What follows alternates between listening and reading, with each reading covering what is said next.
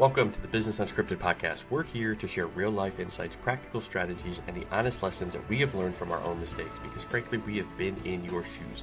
So whether you need help with operations, accountability, financial knowledge, sales, or maybe just getting your mindset right, we are here, and this is the right spot for no-fluff conversations and tools that work. So grab your favorite cup of joe. Let's jump into the show. All right, everybody. Welcome to another Friday, and let's jump into the show. Is that I don't know who that voiceover guy is, but grab your favorite cup of joe. Let's jump into the show. We're here for another Friday episode of the Business Unscripted podcast. We're episode 63 now. And so we appreciate it. If you're a business owner, aspiring business owner, just looking to, kind of get a good support system around you, you're in the right spot. We talk about things that we've gone through in our business, things that we've helped our clients with. And so that you can learn from our, failures, obstacles, all those fun things that we talk about here. So that you don't have to. So you're in the right spot. Today, Dwarn is, if you were watching last week, you would know that Dwarn had just signed a big, contract. So he's going through some attorney meetings, different things like that to kind of wrap that up. So Dwarn is not here today. So we wish you all the best, my friend. Good luck getting all that wrapped up and kicked off and ready to go. But today we are joined last minute by one of my clients. His name's Chris Hag. He's with High Standard Hauling, and Chris and I have been working together for a little over, probably just under 2 years now. So he has graciously jumped on last minute this morning. Luckily, him and I, we are up bright and early in the morning every morning, and we have been known to share some text at 6 o'clock in the morning to when everybody else is sleeping. So I'm going to pull Chris on. And so let's welcome Chris Hag to the show and the episode. So Chris, brother, how are you, man? I'm good, man. How are you? We are, it's 8:30 in the morning and I'm on my second cup of coffee. So I'm feeling really, really good. Yeah. That's a smooth sailing period right then and there. Absolutely. So. Absolutely. So, I appreciate it. And then you were telling me, I guess I should really appreciate your wife, right? Because it's her birthday today. That's right. She let you kind of join us today and spend a little time with us instead of her this morning. But so thank you, Miss Hag. Appreciate it. Miss Hag is still sleeping at the moment. So yeah, she's there you go. That's why well-deserved sleep. So well, I guess that then, okay. So we're letting her sleep in. So that way you didn't, kind of annoy her and do anything like that in the morning. Oh, yeah. Right? Yep.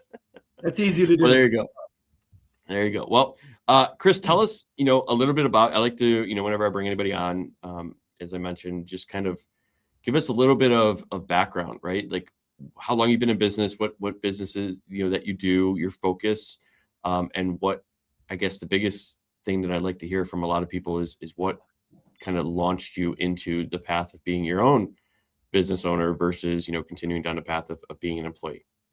So. Sure. Yeah, absolutely. I own High Standard Hauling and Junk Removal LLC. We were an LLC at the end of 21, and we actually had our first job in January of 22. I remember this because one, it was our first job, and two, I had just gotten over. It was my first round of COVID. And I mean, so this was like a couple of weeks after COVID, and I was still kind of, whatever. This is when COVID was super hot, but a lady had called, and I'm like, oh, this is awesome. You know what I mean? My first job. It was still snowing. I'm just like, this is sweet, Yeah. So that's when everything started going. Prior to that, I was in the moving industry. I was with Atlas Van Lines for 16 years. I drove tractor trailer for them. I did everything pretty much within that organization that you could do. I was a manager. I was a dispatcher. I was a warehouse manager, truck driver, laborer, all those different things. That was probably my first real job when I turned 18, and I'd been there for a long period of time. And more or less at that place, I had kind of outgrown, I guess the trajectory of moving up. I had moved all the way to the top currently for where I was at. And it just, it wasn't a good fit. In general, I'm pretty aggressive with growth in all areas. I like to constantly be moving up. and I'd kind of hit the end of the line there. So I thought that, being that you got to figure that was probably my longest work experience and pretty much all I had known, for that period of time of 16 years. I was not thinking whatsoever about entrepreneurship or doing my own thing at that point. I had skill sets. I could drive a truck, pick things up, hard worker, all those different things. I'm like, hopefully I can find, a company that is, in tune with how I want to grow. So Right. I pursued a couple other ventures after that, all within the truck driving field.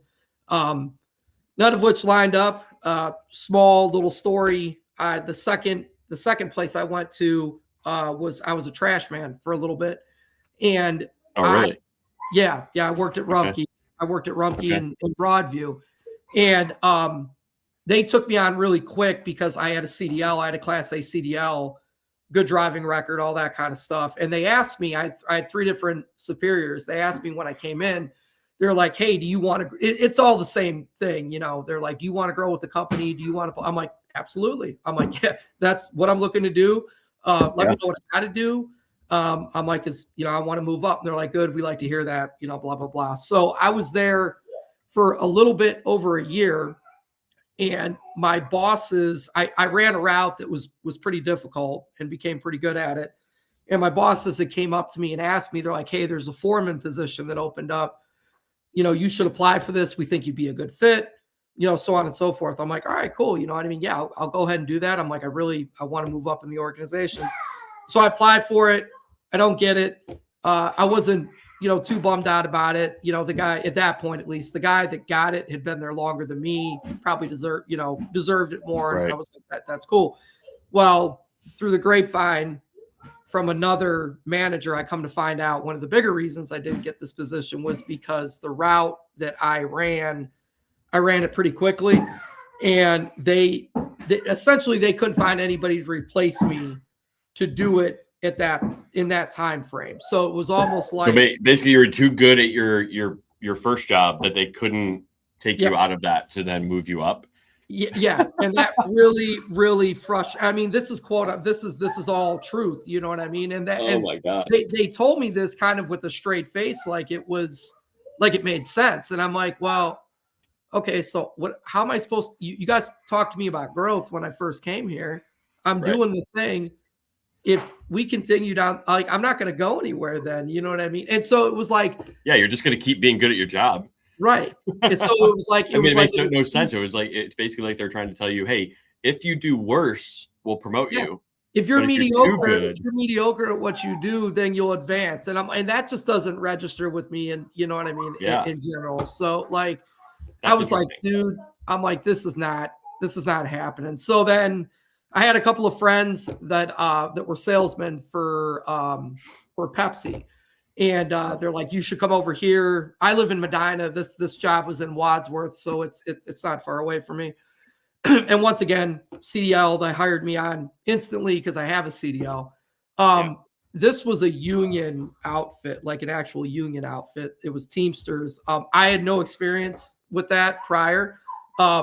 No offense to anybody that does that. That just wasn't it did not mesh well with me and with how I am. And then moral of the story was I started thinking about the business more so.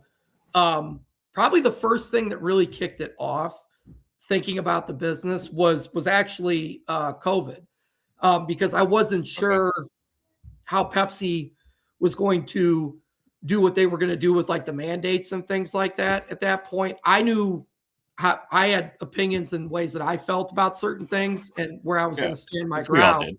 Right. And I was like, well, if it comes down to I'm not buckling on some things, but if I choose to do that, I'm going to need some kind of backup. You know what I mean? And that's kind of what, in addition to everything I'd been through prior, COVID, all those different things, that's when the brain started, thinking about the business. And if I put some, all the energy that I'm putting into these other places, into my own thing, maybe it can be something, So that's pretty much what happened. I went on FMLA for about 12 weeks when my daughter was born. You could ask my wife. I mean, that would be our third child. For all of our kids, I was just working constantly. You know what I mean? Yeah. Like I would like literally my wife would be, she'd give birth and, a couple of days later I'm back in work. You know what I mean? So I was like, you know what? I'm like, I'm going to take, this 12 weeks, I'm going to work the business on the side, kind of see what happens. And that's what I started doing. So I was working the business on the side. It kind of started taking off, and I had the decision after 12 weeks, do I go back to Pepsi or pursue this? I was like, we're just going to go all in with, kind of that mindset of this is, you got to make this work, so here we are. Well, and I think you and I had really kind of chatted about it sometimes too, is that, and I've said it to other people, is to be successful in business, you kind of have to be willing to like risk it all. You have what I mean? Like you have to have no fear of ruin. Yeah. Because what's our fallback? Our fallback is you go back to Pepsi, right? You have a CDL license, like anybody's going to hire you. You literally have a safety net almost. Right. That's your worst case scenario, is that you go back and you work for somebody else. So is it really that bad? Like people are like, oh my God, if you fail, like is it going to destroy the rest of your life because you started a business? I mean, I'm on my third attempt at a business. Sure. You know what I mean? And now it's working. So sometimes it's almost never going to work out the first time. You're in a spot where like things are, good. Like obviously there's day-to-day business struggles like every business owner would have, but to be where you're at and your first attempt, like that's freaking crazy. But here's where it goes back to you. If you listen to your story, right, you have the work ethic from the get-go. You were always there. Like you were always willing to grow. You were always willing to want to level up and continue to, kind of do more and do what you needed to do. And you weren't willing to sacrifice, right? Which is a big thing that makes a good business owner. So while you were working for, the man or the woman, whatever, you want to call it, a little bit of both. You were, a little bit of, you were still, exuding all of those, qualities that are needed from a good business owner. And so that's why I really feel like you're not completely struggling your first time around, because you have all of those things that you're willing to do to make it work. And I think anybody who is either in a long-term contract with you or, even a one-off contract, like you can just see it in your reviews, right? 5-star reviews all over. You're always getting the compliments, and you're seeing long-term contracts signed with you in the company because of that quality and everything that you're doing to make sure that things are taken care of in the right way. Yeah. So, and sometimes, we've had the conversation where sometimes maybe it's over, in terms of like you've gone given too much, right? Yep. But I don't think it's done you any wrong in the long term. No. Yeah. I've learned a lot, and like I said, just like, you have the experience with a few businesses and things like that.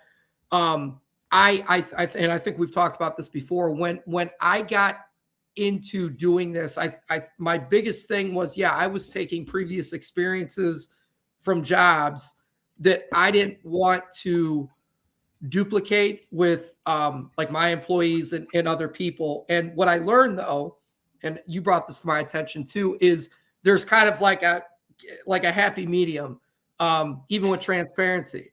You know what I mean? Like for me, and I guess it depends on who you're dealing with too, but for me, I was just like, I want to be completely transparent with my guys. There's no secrets. Like I'm looking at you like, you're not an employee. We're a team. We're a team. You know what I mean? Right. However, depending on who you're dealing with, and where their mind is, you also have to make sure their mind is in the same mindset as you with like growth. Correct. And building the thing, because there's going to be plenty of people that may work for your organization that they want to work, they want to make money, but they're not exactly in tune with like the big picture and growth and so on. And that's fine. You know what I mean? They're going to do their thing, play their role. They may be there, they may not. But if those people, if you're too transparent with them and you're too open with them, sometimes I can blow up in your face. And that's happened to me a couple of times, So, and that was a lesson I learned, just because I knew how I would react to somebody if they were that way to me. If they were like, Chris, like, I want to build this and we're going to do this and this, I'd be like, hey man, thanks for keeping me privy to all these things. I want to help out.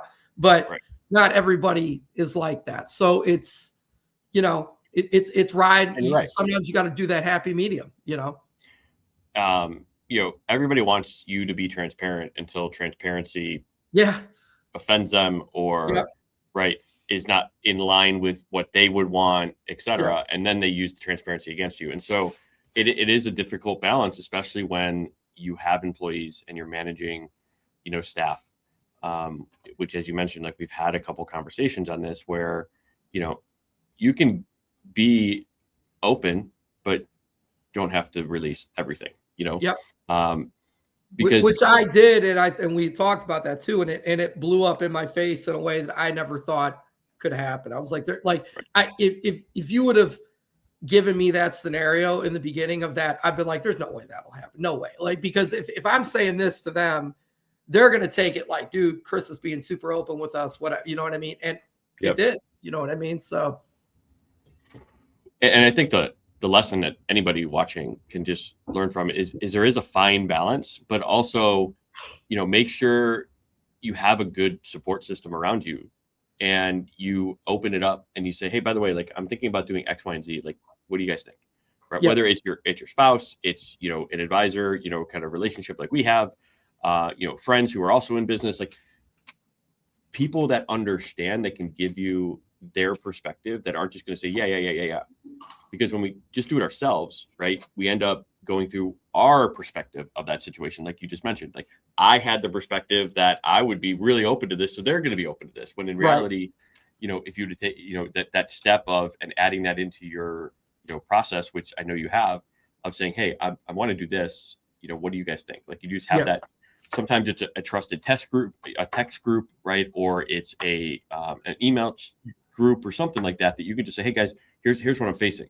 And that's why, the biggest things that we're doing, and we've talked about this, for a little while and going to make it happen, is, doing like that small mastermind, like group that just meets, right? And it's like, hey guys, we're all in business, man.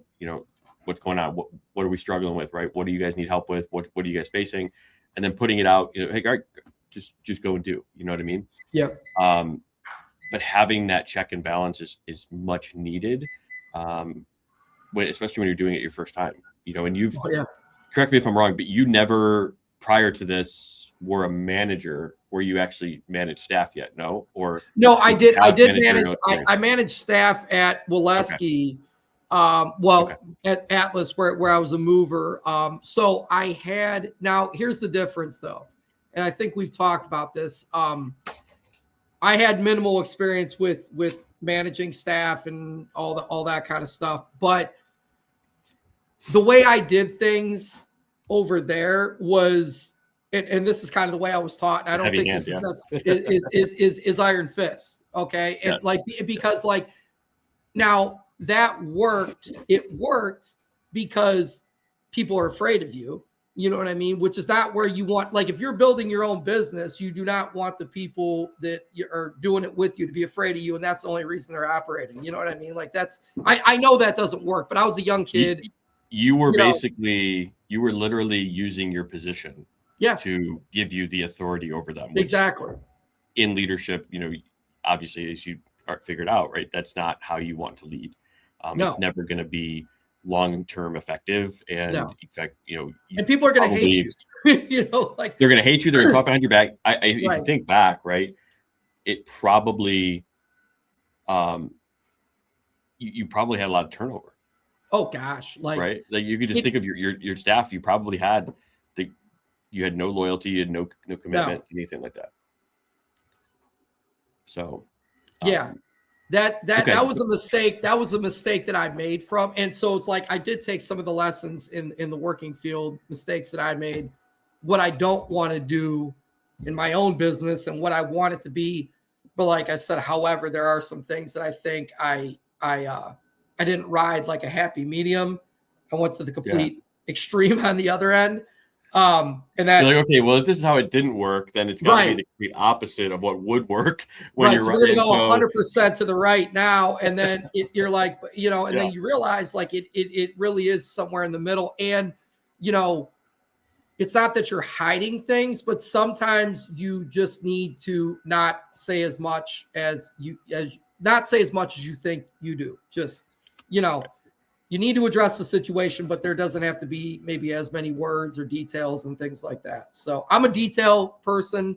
I try to be that way because that's how I like people to be with me.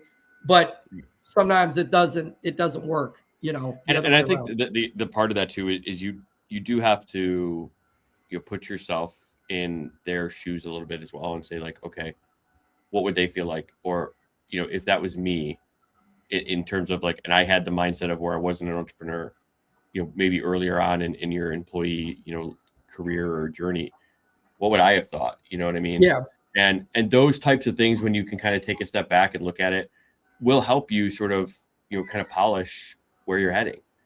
And we talk about on the podcast a lot, about AI. Like this is another good example of a way, if you don't have that support system or that text chain or an advisor, like, just going to an AI, and saying, giving them the context of, I want you to think like an employee, right, in this industry. And here's what I, as the owner, want to get across, but I want to say it in a way that, they're not gonna, feel like I'm leaving them or I'm leading them astray or anything like that. And then just have that conversation back and forth. And that's your thought partner. Now that can become your thought partner if you don't have one or you don't have that circle created yet. So there's definitely a lot of ways as a business owner for you to practically, kind of use AI to help you out. And I think that's one thing that's really kind of missing, from YouTube University around AI. Everybody's telling you how to build it, what to do, but there's no like practicality, which is why we're starting the Triumph Studio for that, and so I'll take a minute here to kind of just, sponsored by us, right? Triumph Business Solutions, this podcast. The studio is for a community. If you want practical, right, insights of what you should be doing as a business owner to use AI in your business to, whether it's pricing, whether it's invoice creation, agreement creation, anything like that, the studio is there to help you with weekly calls for Q&A. In the community, there's the community function for everybody to, kind of engage together. So if you're interested in that, there'll be a link down below to get into the studio and kind of help us and start growing your business in that. But Chris, kind of jumping back. So COVID started your business. Obviously, it's probably not all been unicorn kisses and rainbows, right? I've done some pretty hard things. I like challenges. I've always been that way from a young kid. I've been I've been on a bodybuilding stage. I'm good with discipline. You know what I mean? This is by far the hardest thing. I need to do some of that bodybuilding. I understand what it is to be disciplined and what you need to do to get certain things done or whatever. But without a doubt, this is the hardest thing I've ever done. And what I've experienced in, we'll just round it to say almost 5 years, like kind of really doing the thing. I mean, I could write a novel. It's wild. I mean, like at any time, I don't think it could get crazier. It's just like it does. You know what I mean? It's like, so it's hard, And so I don't, but so it's the hardest thing you said. It's the hardest thing you've ever done in your life. Yep. But would you change a thing over the last 5 years? No, because here's the thing. Like I think you could probably attest to this too. Like, deep down kind of what you're meant to do when it comes to this like entrepreneur game and stuff like that. I think the people, now don't get me wrong. I think there are a lot of people that do jump into it and they don't understand the sacrifice and they don't understand what it really, really takes to build something, do something, create whatever it might be. I think they kind of get into it. I've heard many people come up to me, even with my business, and they're like, oh, I want to, it'd be like a field that they're in, like hair or whatever. They're like, oh, I want to start my own business.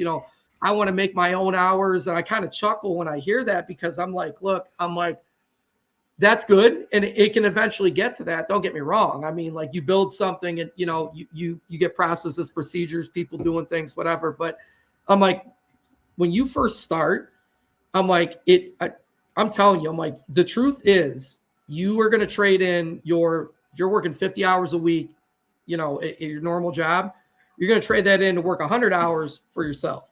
And that's just the truth. You know what I mean? When you first start, it's a lot of work, you know. I think it's the biggest myth out there right now. Again, because what happens, right, is humans, we see successful people.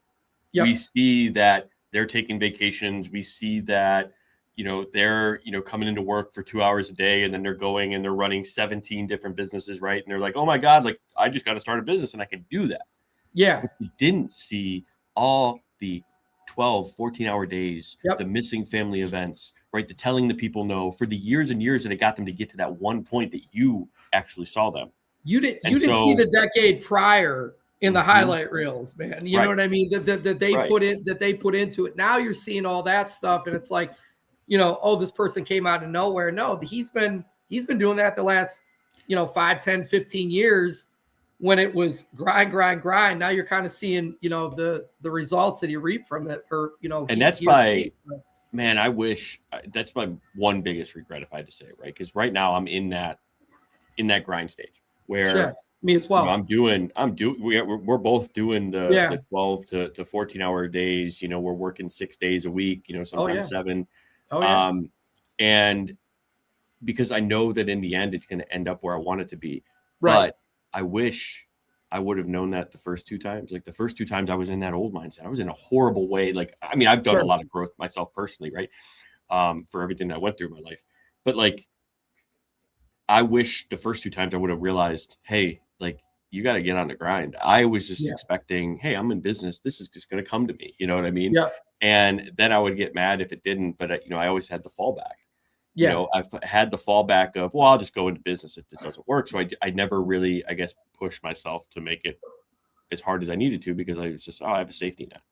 But this last time, like I would say the first probably 12 months of this time, like I was still, you know, too nonchalant about it. Like I wasn't putting in the hours, you know, I was still doing stupid shit. Like, oh, I can let me play some games during the middle of the day because I don't have any meetings, you know, instead of doing the things that really mattered, you know what I mean?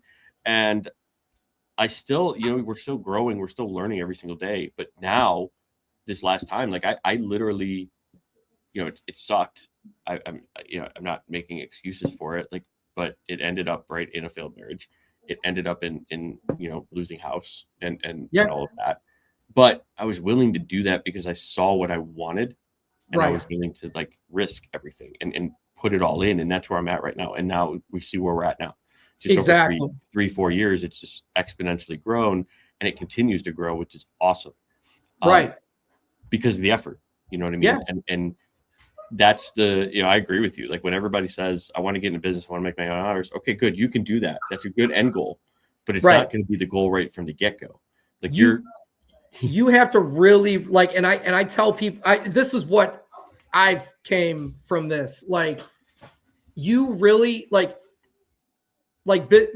going to business for yourself, you know, setting your own hours, all those kind of things, all the benefits that will eventually come with it. That's great. But you really have to want to build something is what it is. Like I tell people this all the time. Like if you're looking to like just get in because you want to make your own hours, make some quick money, or you think will be quick money. You know, all the stuff you see in the highlight reels, like you think you're going to get it a year later, you know, you have to really, really want to build something. Like that has to be your goal, because like there's going to come a point where the motivation and like the steam that you had, like say the first like year where it was just like boom, boom, boom, you know what I mean? That's not going to be there anymore because you're just getting your butt handed to you. And you're going to have to run off of something other than motivation because it won't be there. You know what I mean? You are not going to want to be doing 85% of what you're doing. So that goal of like wanting to build a thing is, for me personally, that's what keeps me going, because like I know that's what I want to do. I want to build a thing. You know what I mean? You want, and I've said it, and it does come down to, it's almost, I guess you can call it legacy, right?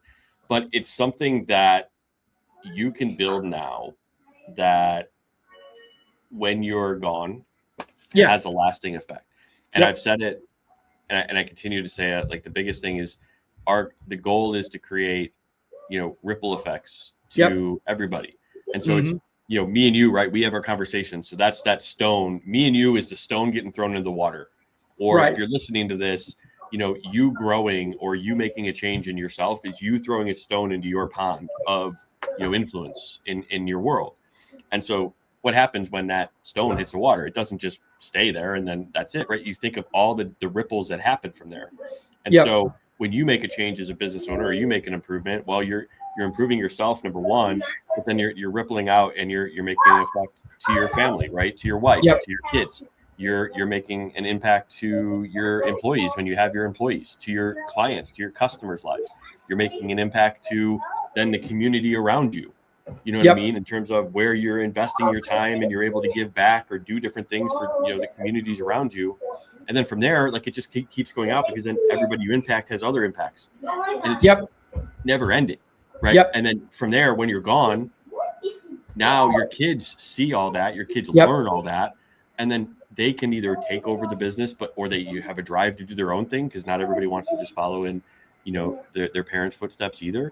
But you have to, like, when you look at it that way, it's like, oh shit, you know what I mean? Like, man, I get it now. It's so true. Like that effect that you have, and like just like the other reasons out, like probably the bigger, maybe more important, but like outside of the, work for myself, make a ton of money stuff. For me personally, it is very personal with like my kids and what they see. I didn't grow up seeing success at all. You know what I mean? I grew up very different. So if nothing else, I want my kids to see success to some level, and then like, me chasing after a thing and working hard towards a thing for like, because they're gonna follow that. You know what I mean? Even my son, my oldest son, he's just like me. And he's 9. And he, like, I could just like, I feel like I'm like, just seeing that, I feel like I'm doing something right just because of the way he like pursues everything else that he does. And like, he's a little athlete. He's very passionate and like, I'm like, okay, he's seeing some of this and I'm hoping taking some of the good points, you know what I mean? And running with it. So well, I think the hardest with that, you have kids, I have kids. And now I think the hardest thing as they're older, because I have older kids, you have a little bit younger kids, and obviously I have the newest kid at 4 months, but I'm old as hell. But at their age now, you're at the perfect side where it's like they're never gonna necessarily remember if you missed 1 or 2 events because you needed to make something work and work hard. Which is good. But I think in the moment, and I struggled with this too, like in the moment, you're like, man, if I miss this event, I'm the worst parent ever. Even though, like, you're actually doing something that's more impactful. You're showing them more lessons. And I think when you put it in that perspective of, hey, I'm driving for something for our family, and that's what they're going to see, in the end, because they're going to see the benefits of everything at the end of, our growth, and realize, oh, that's why that one time back in the day, like dad missed my game, but it didn't matter because he was at all the other ones. You know what I mean? And so not putting that pressure on yourself, if you're listening to this, that's where it comes from. It comes from you, right? But if you're using it as an excuse to miss everything, now maybe we have to have a talk about it. And realize like, okay, what does that look like? But was that ever a struggle for you in terms of? Yeah, it still is. I mean, like now, like my wife and I will kind of go back and forth about this. My wife has volunteered me without me knowing for various coaching positions. Voluntold. And I'm like, and I'll tell you what, I mean, it's been very, very difficult, but like I've made probably 90 to 95% of those events while still doing this. And I tell her sometimes too, I'm like, I know it's because I invest double the hours into this than when I was at my previous, hourly jobs.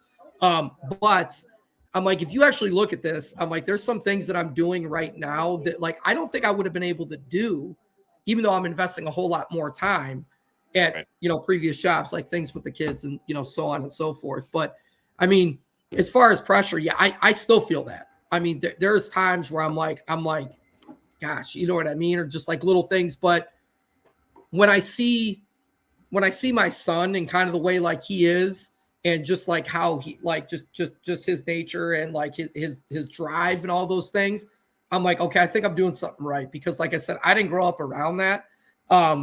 As far as like success and like a whole lot of like drive and like ambition and, you know, things like that.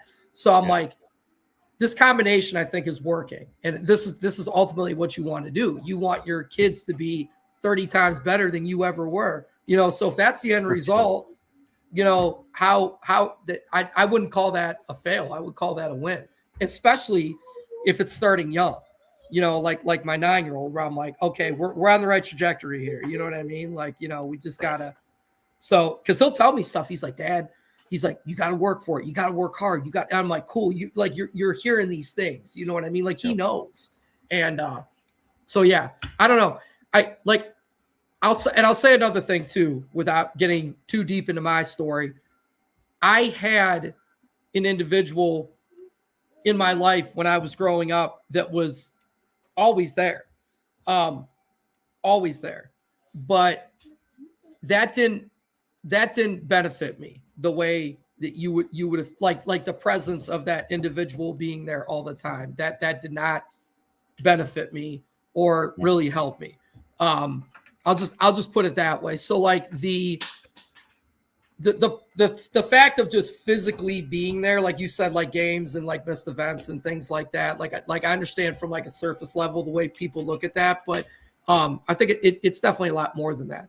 It's what you're teaching them, work ethic, goals, ambition, drive, all the, you know what I mean? All those different things, you know, you can have somebody that's there all the time and it looks good on paper, but it didn't, the end result was nothing, you know? Yeah. And I think some of that too, like, did you ever have a conversation with them? Like in terms of like sit down and talk in terms of business and stuff with that type of influence in your area? And I think the biggest, and I speak from experience here, you know, I was around somebody that was really successful, but I never took it upon myself to like sit down and just chat business, right? Yeah. Like give me the lessons that you learned. And what I've learned is that in having more of these conversations now recently is that at that level and that age, when they get to a certain age, that's what they want to have conversations about. Yeah. They want to pass on the things that they've learned for the same reasons that we talked earlier about legacy. Like they don't want to just take all this stuff to the grave and think, you know, okay, well, I was successful. I don't want anybody else to, you know, do what I did. No, every man, typically when you leave, you want to know that you're going to be remembered in some shape, way, or form. And so people, you know, what was that one song that, you know, kind of really said it good is, you know, you die twice, really. You die the first time when you die, and then you die the last time somebody says your name, you know, after your passing. And so that's true, you know. And so for yourself, how do you continue to live on and create something that's going to continue to impact future generations that you don't even know yet or will never meet? Yep. So, really deep conversation, I guess, in the morning. No, here on a Friday, but it's all good, man. We're rocking through the coffee here, so I'm for sure. up, you know. I love it. So, in the 5 years that you've been in business, I guess what was kind of the biggest shock to you in terms of something that you didn't expect that you're like, oh, okay, you know, and then you had to work through it. What was like that biggest? Man. Yeah, unknown. Man, I feel like I've had so many of them. You know what I mean? Well, I will say this. I would say in the beginning, for like I guess probably the first thing was definitely money needed to operate properly and professional. I guess, you know, like I had a general. So in my case, we're talking insurance, you know, workman's comp, like all these different things that I think a lot of people, and I think in all kinds of fields, do not understand. You know, like everybody kind of starts at that point where, like, you know, you're doing the thing. It might not be totally legitimate, but you're building to that point. And then you kind of want to play ball with, like, you know, some of the bigger companies, and you find out that they require, X, Y, and Z and everything to be very, if you even want to talk to in them. line and Right. So like that was probably the sticker shock, I think, in the beginning, where I was just like, geez, oh man, I'm like, like in my case, like insurance is a big one. CMV insurance for like our trucks and trailers, commercial motor vehicle insurance, and that's a little monopoly in itself when you first start. Like, so you kind of go into that with like, I remember when I first started, in my case, I thought that I could take, and I'd done a bunch of research, and this is something that I missed, but I thought that I could take like my truck and my trailer and put it on my personal insurance policy that I have for like our other vehicles and stuff like that. And like, I was like, yeah, you know what I mean? It'll jump up, maybe $1,000 a year or something like that. And then I got the quote, for, what I was looking at, and we're talking like over $1,000 a month, you know what I mean? And I'm like, wait a minute, what? Yeah, I'm like this, and so that was a little, something I didn't expect. I would say, yeah, definitely in the beginning, once we started making a little bit of like headway and wanting to operate and do work for like some of these bigger companies, I think some of the stuff that they required and where I needed to be, how much that actually costs to do, like in our case, you and I going back and forth, like what I actually need to be charging, because like due to, being a legitimate business, you know what I mean? That was a big one for sure. And it still is. I mean, it still is. It's like, and I would say like part of that, right, is the mindset too, that we've chatted about it, because you get caught up in the price war, right? Where you're like, what all these other companies are going to charge X. And it's like, okay, yeah, but are they doing it legitimately? Right. So we just went there and we went through this exercise, right? Where we said, here's all your costs that are associated with this job or this project. So if they had all these same costs, how do you think they could charge $50 less than the cost? Yeah. And then it's I got, was that aha moment where it's like, oh, okay, yeah, they're probably not doing this legitimately in order to do that. Yeah. And so then, that's part of that messaging that goes out. It's like, okay, like, are you looking for cheap, or are you looking for, legitimate, where, we're guaranteed, like we're bonded, right? We're licensed, all that fun stuff that you can put out there. And this is why it's important to do that, because if somebody, in junk removal or demo or whatever, let's say they demo the side of your house because they didn't understand what you meant. And then they have no insurance. So now you as the homeowner are out money. Like, I guess you can go and try to sue them if you really wanted to, but if they didn't have enough money to pay the insurance, they probably don't have enough money to pay your claim. And so they'll just go bankrupt. And so you're not going to get anything anyways. Whereas when you pay that little extra, because a company like yourself has the insurances, has the coverages that are needed, you're also kind of covering your own investment that you're making to have that project done.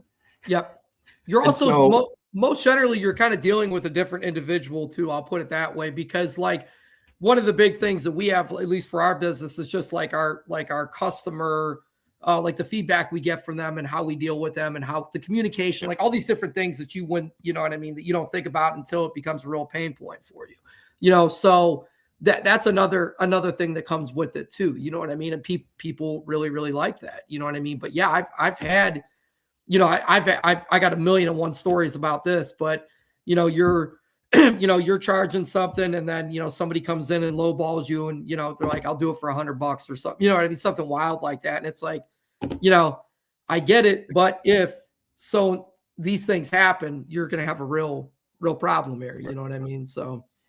And again, that then goes to your customer's risk, right? Profile, and if they're like, if $100 to them, is that worth it, where they're willing to risk anything, then they weren't your client anyways, right? Exactly. They weren't the client that you wanted to have. I said it in the beginning too. I never wanted to be known as the cheap guy. In fact, I wanted to be known as the more expensive guy. I never ever wanted to be known as the cheap guy by any means. You know what I mean? Because even as somewhat more expensive, most of the customers that we have are reoccurring. Like they keep, because of the whole package that we offer, not just like the money, but just the service in general, and that typically is going to come with a cost there, depending on who you're dealing with. So. So yeah, you kind of said it. You don't want to be known as the budget friendly option. You want to be known as the high quality, high service. Yeah. Basically no questions asked. We get it done for you. Exactly. And that demands, right, investment on the client side. And they once they see it from your end, they see your reviews, then they understand why. However, that wasn't always the case, right? You always, I think, kind of going back to the pricing discussion real quick, because I think it's really important for a lot of people.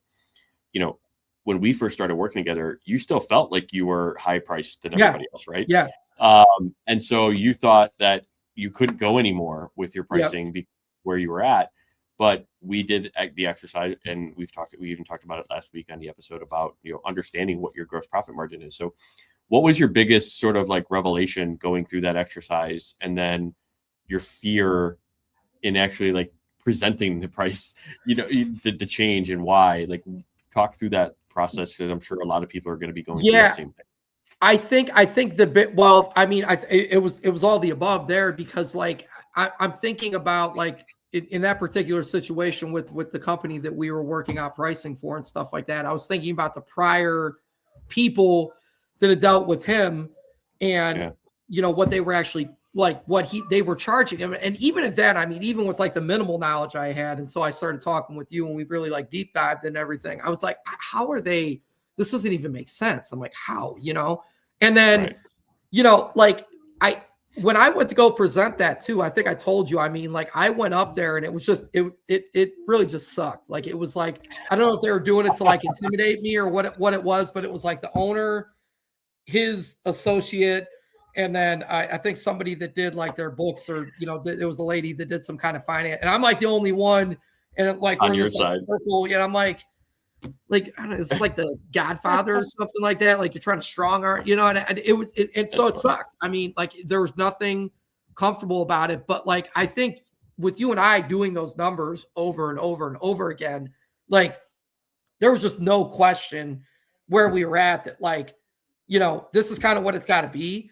And if not, like, it's just not going to make sense. So I was confident in that sense that like, I didn't know if he would I didn't know he would necessarily like the figures, but I was confident in the fact that like, if it can't be this, we're just not gonna be able to do it, because it just wouldn't make any sense. You know what I mean? And you mentioned it, the confidence, to know where you're at.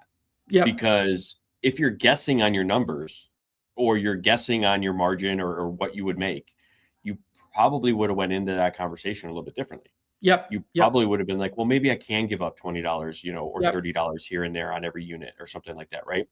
And come to find out, like, that $20 or $30 would have been like 50 to 60% of your net profit. That was half of my profit. And so when you don't and that's not even, net profit, that's your gross profit, because you obviously right for these. So by having that confidence, you're able to go into that meeting with, it's like, hey, like, this is it. And I'm willing to walk away if it's not. Yeah. Because that it makes no sense for you to do business. Right. Otherwise. I mean, I think that was the thing with that deep dive into it, like, just knowing without a doubt that like, okay, you may not like this, but if we can't do this, it makes zero sense for me to go do it for you. So, I was like, I'm not here to just break even so that you can get your process. I was confident in that fact that like, if we weren't going to like, and it was difficult. I think you probably remember, like, we went back and forth for a while, and that was my first, like, that was your first real, it's the biggest contract in your business. Yeah. Like, I mean, it literally doubled your business overnight. Yeah, for sure. Yeah. And like debate where like, it wasn't like initially like, hey, we'll do this at this price. And they're like, cool. All right, let's do it. Like, I mean, we were going back and forth for a while, and, some might call it petty, whatever. In my case, it wasn't. I mean, but like, and so it was difficult for sure, because I was like, and I think the other thing too with that is it's all like, especially if you're dealing with people in person, it will show in your demeanor if you're not confident in what you're doing. And if you are, you know what I mean? So like, you also want to go into it. I'm not saying cocky, but confident. That's going to show as well too. If like you're polished and you're confident and you're going in and you're talking to people with like facts on your end, and it just kind of is what it is. If you don't know and you're kind of like guessing with the numbers, you're like, yeah, $20, whatever.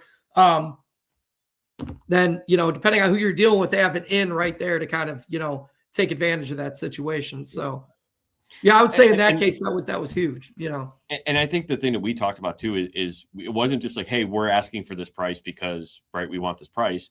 Yeah. You came in, right, with the MO of, hey, we're coming in with this because of everything that goes into this. You did a trial run with them last year with the lower price, but it wasn't all in.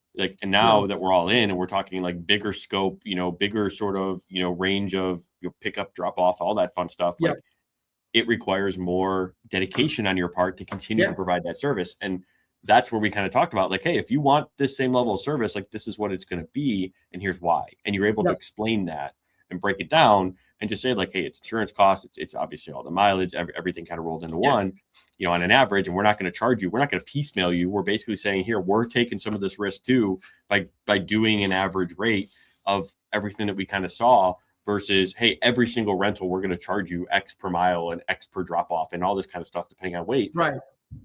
We want to make it known for you, and we're taking some of that risk as well. And so by being able to have that conversation and spell it out, the value that you're giving, that makes that price increase or that price negotiation or conversation easier on your customer client's end as well. Because again, as you mentioned, the biggest thing that you could have is confidence when it comes to your pricing. If you don't know and you're just kind of throwing it out, people are going to pick up on that.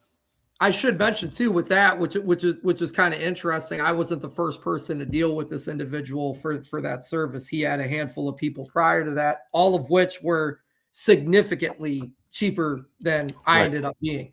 So I think in a way that somewhat kind of helped, because what he thought it was going to be, like in my case, it was dumpsters. And he's like, I'm just thinking the dumpster is a dumpster, but it really isn't when it comes to, timing and when we need it and punctuality and, equipment being decent. All those different things play into it because they deal with some pretty high end customers. So, which was, like I said, that he had dealt with people that were significantly cheaper than us, but I think deep down knew the value of what we were bringing and what we were offering, and why, because it was explained. And that's why price becomes a non-issue when you exceed everything with value. Right. When the value and the service and the relationship and the feeling that client gets from you from working with you, far exceeds any sort of investment you're asking them to make in you.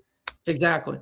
Pricing is a non-issue at that point. Just like, hey, they're feeling like they're getting 7 times more than what they're investing with you. So to them, it's like, it's a no-brainer, and you're helping, and they're getting a solution done, all of that. So, great. And I know we typically like to go about an hour and 10 minutes. So, just want to, sort of lastly, what's an obstacle, I guess, right now that has been something that you're facing that probably other people are facing, that you want to, maybe kind of work through, or maybe sort of look and have a quick conversation about it here, because it's one of those things that we'd like to have on this episode, is helping people work through things that they're going through. So what's another, we talked pricing, some things there. We talked a little bit of like the transparency and having conversations with your employees and things like that. But what's something else maybe that's going on in the business that you're facing right now?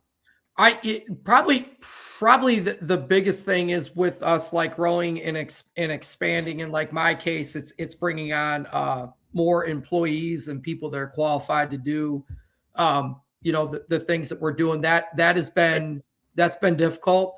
Just trying to bring and this is how it works too. It's like, you always want to try to hire, prior to these things coming up, like these bigger projects. It didn't work that way for me. I had somewhat of a team, and then I had somebody that got hurt and somebody that left and one that's slightly disgruntled, and what I mean, all these different things. And then we started growing even more. So it's just like, there's never like some perfect, scenario there. You are reacting a lot of times, based on what happens. And I think so with that, and then I'll let you go on with your story too, but this is why it is really important to as you're developing a company, and I would say you're still you're 5 years in, you're successful, but you're still at kind of that growth state, right? That first level of growth and kind of hitting that level. And that's why it's so important now to really kind of develop, like, okay, what are my thresholds? Yep. You know, of needing to have somebody else. And even so, if there's no capacity for them, like right away, there's the training capacity, right? So them being there frees up somebody else's time to then train them, right? Which then frees up that, you know, whatever they're doing and somebody around them to do some more. So there is a benefit to hiring on a little bit earlier than just saying, all right, everybody's 120% capacity. Now I'm going to bring somebody on. Right. Because now it's difficult, because then you take 20% away from everybody. They're still at 100%. They're not going to still feel like they have time to train. You as an owner are not going to feel like you have time to train because you're doing 150%. So really, you have to think about what are each employee's capacity levels.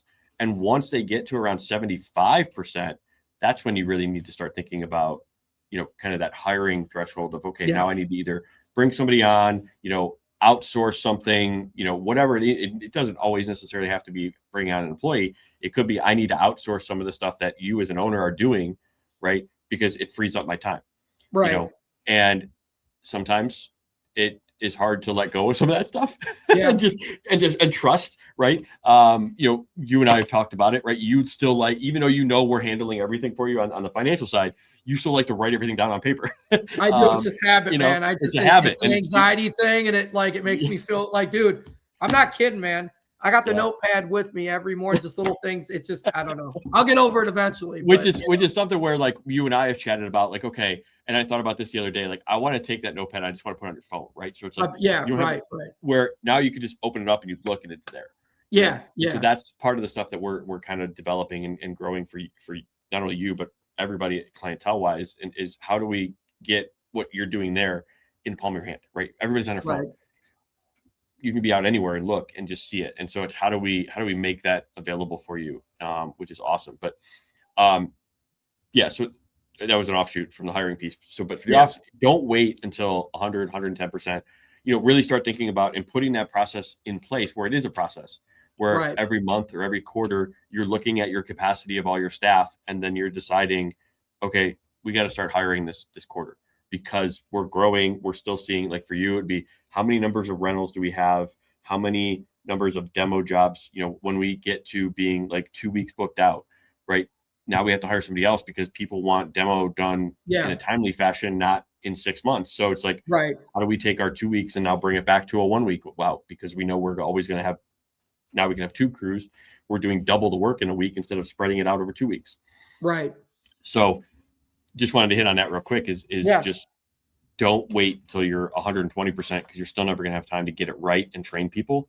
Have that process develop now, especially when you're in this sort of infancy stage and growth stage, number one. So, go ahead in terms of, you know, staffing. Go ahead and that's probably been the biggest one. Definitely is you know, bringing. I did not think it would be as hard as it's been. You know, it's just one of those things. You know, I've done multiple interviews. I've done, you know, trying to get people to come on. I'm looking at other resources for, you know, like labor and things like that. I've really had to, like, go some places I didn't think I was going to have to go. And I kind of have to now. So, you know what I mean? Had, you know, something been implemented maybe a little bit earlier, that would have been, you know, a better case scenario. But, you know, when you think about that too, because I know we've talked about it, talk about how sometimes it is difficult to, as a very hands-on owner, right? Yeah. To kind of trust people that you don't know as employees, because as you grow, right, the majority of the people that you're going to be hiring are people that you are not going to know at all, right? Because it is hard to. Again, we've talked about this, hard working with either friends or family and things like that. But talk through that mindset right now that you're kind of working on to kind of help on the employee side. It is, and it's still very nerve-wracking for me because like I really like, you got to figure, like, you're the, you know, you in my case too, the face of your company, and you're talking to the customers and they're dealing with you and usually your interactions and stuff. So, you want to make sure that same thing is being brought when they go to do the work or whatever the case may be. It is. And then in my case too, we're operating vehicles, machinery, things like that. So there's the liability end of it as well. And everything is just so expensive, insurance. So I completely honest, I'm still working through that. I'm doing better, trying to work through that, but it's a struggle. It really is, because in my case, I've been driving trucks for a very long time, since I was, 18 years old, and I'm 41.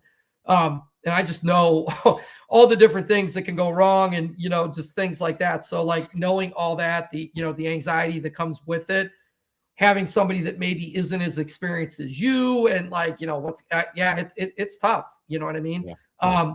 And I know everybody will tell you, you just got to let go. You got to let go and do, let it, you have these certain things in place for a reason, and your insurances and, all that kind of stuff. But it's still very hard. You know what I mean? Yeah. And I've also had experiences, too, that have happened to me, just, I guess things that are just going to happen because that's just what it is. Like, stuff's going to happen kind of thing. It's life. If you don't, it's not all going to be easy road. That's for sure. No, so I had, just quick little story. I had the first, when I actually was getting my guys driving, my first ever employee, this was 2 years ago. I had just gotten everybody on insurance, insured to drive the trucks, and he was driving.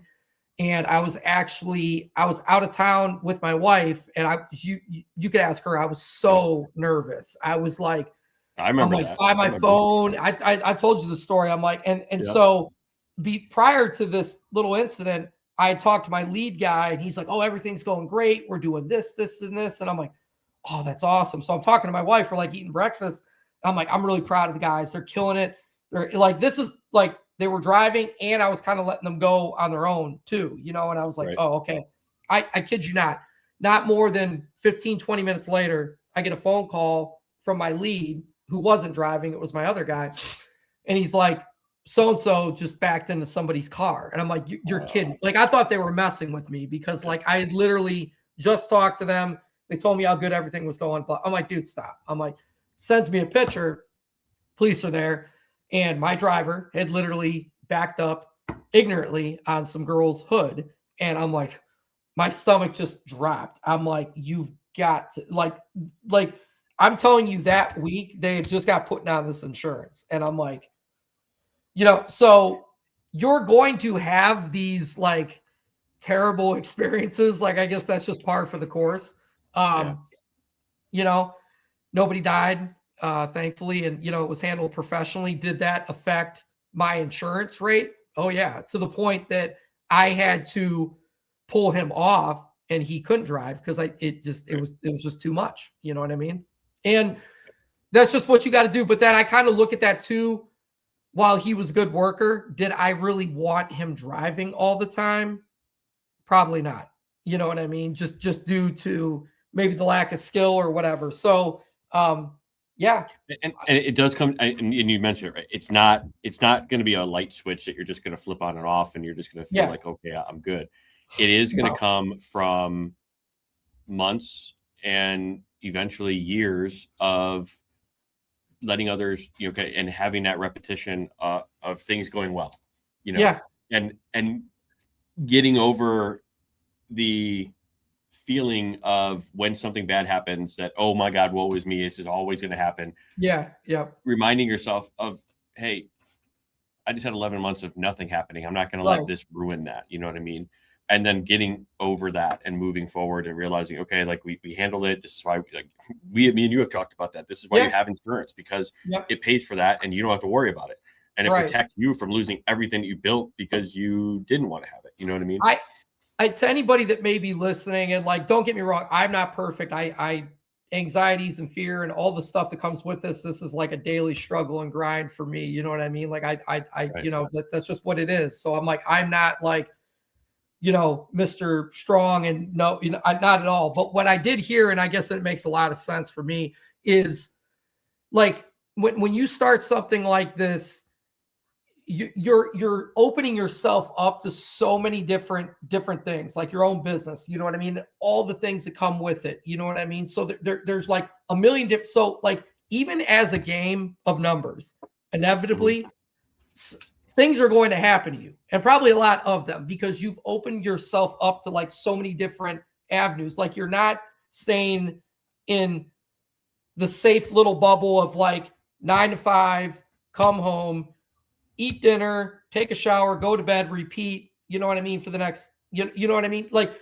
you're going to be limited to things that can happen to you within that kind of bubble of things. Not that there's anything wrong with that, if that's what you want to do, but you're limited to like the things that can possibly happen to you in those scenarios, in those like, enclosed scenarios. When you start a business, when you do all these different things and you just open yourself up to all the stuff that you have no experience at whatsoever most of the time, inevitably, just by sheer numbers, there's more things that can happen to you.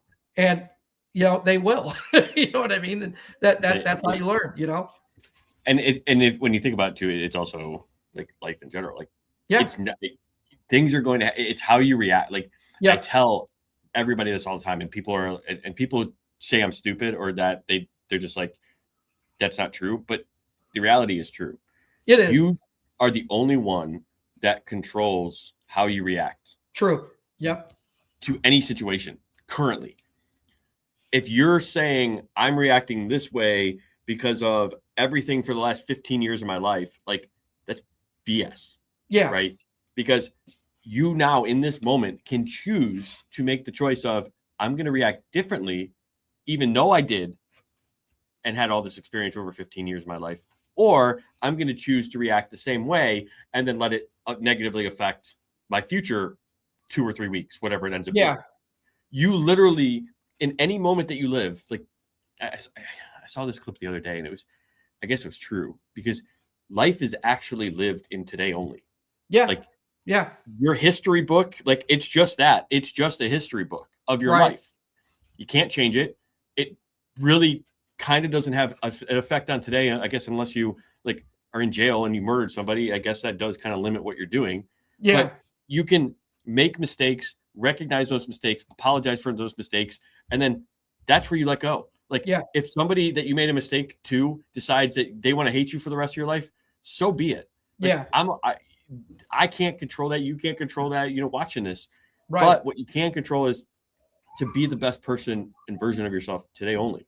Yeah. And so without a doubt. In those moments, so like you control it, to come back to what we were chatting about in terms of the mindset and, negative things happening in your business. Like, you can say, oh my God, nothing positive ever happens in my business, because you feel that way because of you're in the emotion of that for that day. Or you can stop and say, oh, okay, like, this is something that negative. It sucks. We're going to figure it out. Right. But I'm going to move forward knowing that we're going to make it better.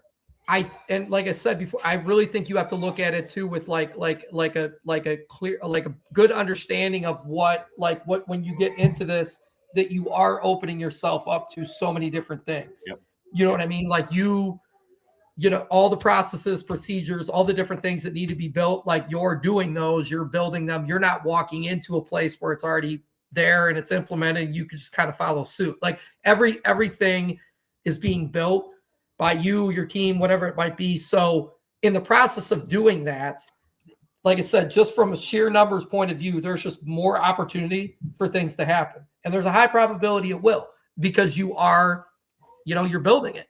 You know what I mean? And you're figuring it out, and like, don't get me wrong. I'm saying this like I know what it is, but it doesn't change the way I feel when something happens where I'm like, oh my gosh, I'd like to say I've gotten better with it, where like something, in my level right now, I would consider almost like tragic. I'm kind of like, okay, but like, I look back on some things and I'm like, wow, I got through that and that sucked. You know what I mean? And I'm like, so, okay, like, I can. You mentioned it, like, you're improving, right? Yeah. Now you're looking at a situation and you might find yourself getting into that mindset, but you're able to like bounce back quicker. Yep. And that's how it starts. Like, you, instead of being, 4 days in a mindset, it may become 2 days. And then from 2 days, it becomes a day. And then from a day, it becomes a couple hours. And that's it's where building that improvement resilience too, that you're like, you know what I mean? You're like, okay, well, I got through this and and that really sucked. So, I mean, like I can get through this, happens. and that like, that's business. And that's kind of the end of business that I think, people all like, they don't want to hear, you know what I mean? Where it's just like, it is, man, like you really have to build that resilience to things happening and just, continuing, like moving forward, 1 foot forward, And I think, and I'll wrap up this kind of point with the fact that just because you're like, oh, okay, we're just going to make it through it, you don't just like let it go and like brush it under the rug. Like the idea there is that then it's like, okay, afterwards, let's look at pattern recognition. Yep. Using the driver. Okay, this person has had 4 incidents in the last 6 months. Like we need to change something, right? And then having that process, those reviews, those conversations in place afterwards. So being positive, right, and realizing that you're going to make it through it doesn't mean that it's an excuse to not deal with the situation.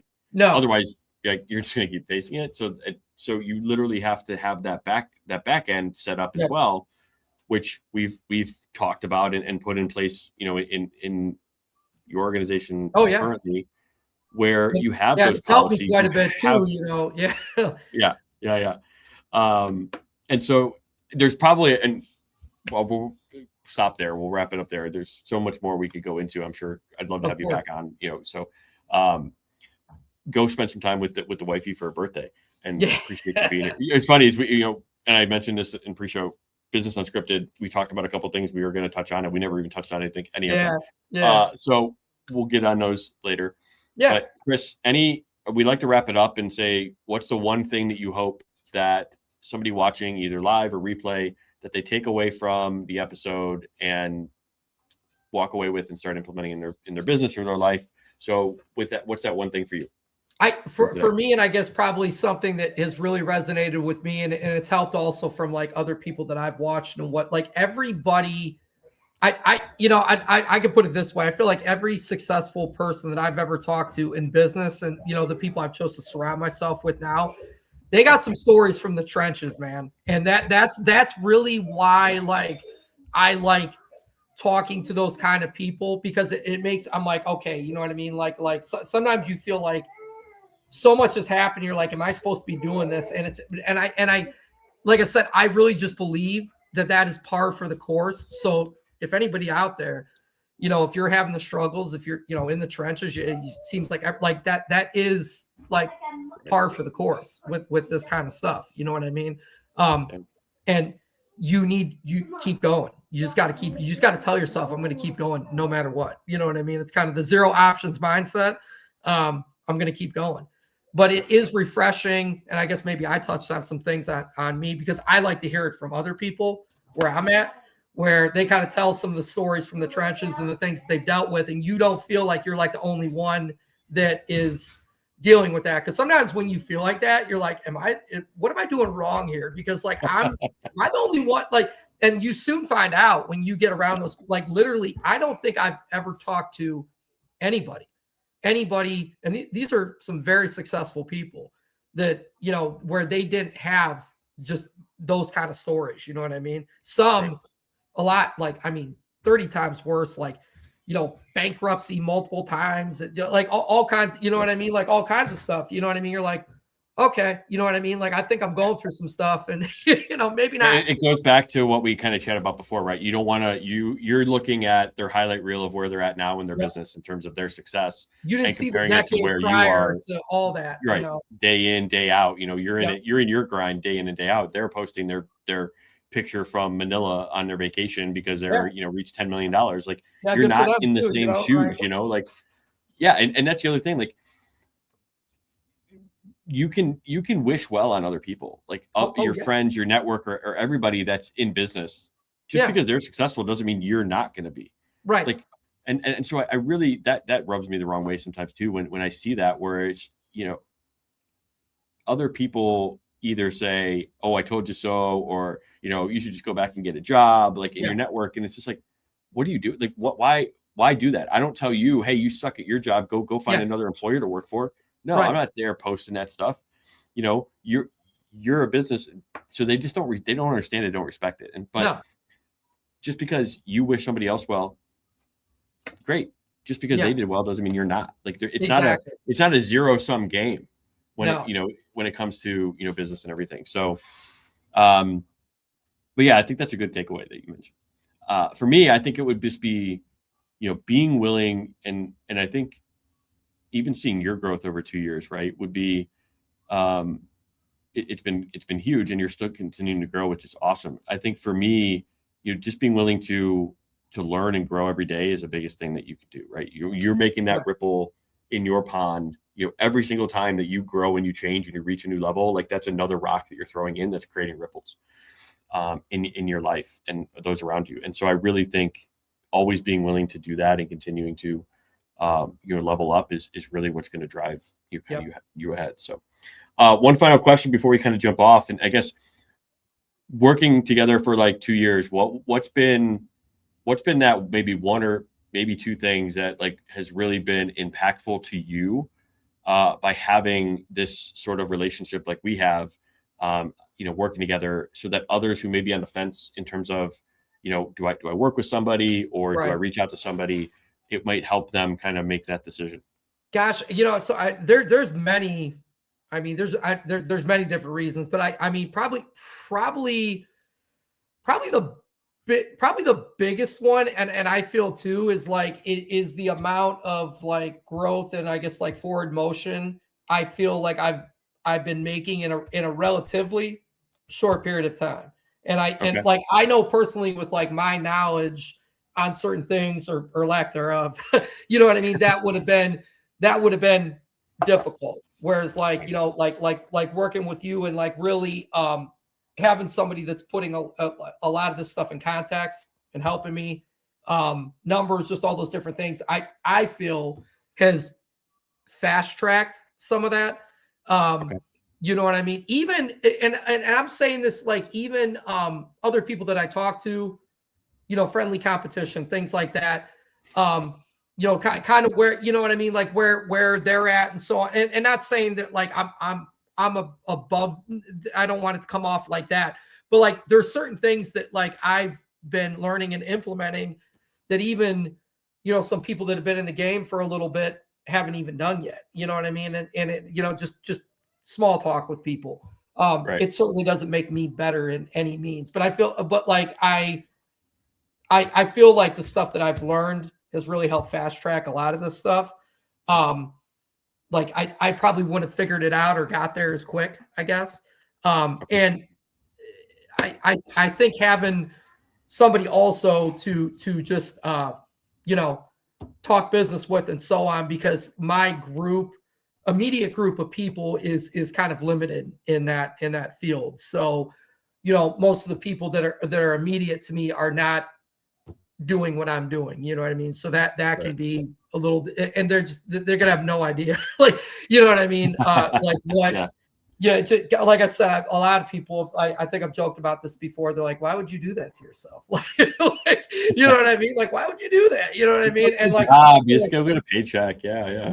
You know what I mean? Like that's dumb. Why would you, so like it's hard to, when you don't have, immediately, those are the people around you, you know what I mean? So I would say those are, and probably the two biggest, and just like an overall better understanding of how to do this stuff properly, I feel has fast tracked my growth, within, technically, just right at 5 years, you know what I mean? So awesome.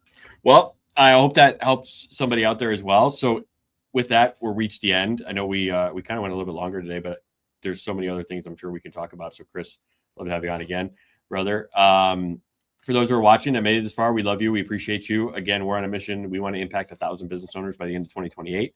So help us do that. Do all that fun algorithmy stuff, like, subscribe. If you know somebody in your network, feel free to share the episode and maybe one or two things, down below, as well as in your post of, what caught your attention from today's episode, because that will help the algorithm pick it up and share it as well.